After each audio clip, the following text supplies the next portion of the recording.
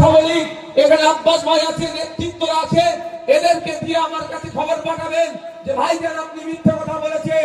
আমি কথা দিয়ে যাচ্ছি, দ্বিতীয়বারের জন্য পলাশি পাড়াতে এসে আমি রাজনৈতিক করে কথা বলবো না।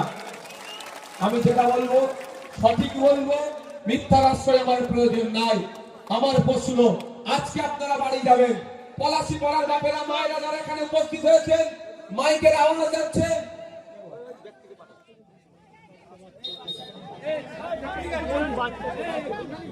বাড়ি যাবেন, বাড়িতে বাড়ির বাচ্চাগুলোকে ডাকবেন, ক্লাস 4 এর 5 6 7 বাচ্চাকে ডাকবেন, দেখে ক্লাস 4 5 এর বাচ্চার হাতে অঙ্কের বইটা তুলে দেন, খাতাটা তুলে দেন আর পেনটা তুলে দেন, দিয়ে বলুন এই অনুষ্ঠান 1 এর অঙ্কটা করতে।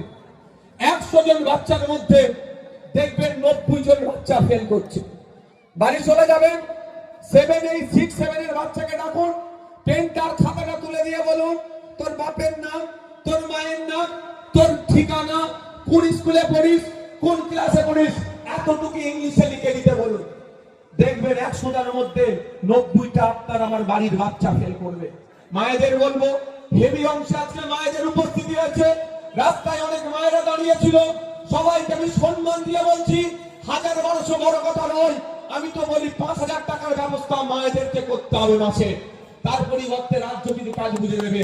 কিন্তু আমার বক্তব্য এখানে আমি তালি দেওয়ার জন্য বলছি না, আমার বক্তব্য এখানে মমতা ব্যানার্জি যে হাতে আপনাকে 1000-1200 টাকা দিচ্ছে, ওই হাতেই আপনার বাচ্চাগুলোর ভবিষ্যৎ কিন্তু মমতা ব্যানার্জি ধ্বংস করছে। একটু মাথায় রাখুন, শিক্ষা যদি প্রপার না আপনার সন্তানগুলো পায়, আগামী দিনে কম্পিটিশনে দাঁড়াতে পারবে না, সমাজ থেকে বিচ্ছিন্ন হয়ে যাবে, সমাজ বিরোধী তৈরি করার চেষ্টা মমতা ব্যানার্জি আপনার হাতে 1000-1200 টাকা দিয়ে আপনার ছেলের হাত থেকে শিক্ষাকে কেড়ে নেওয়ার চেষ্টা করছে।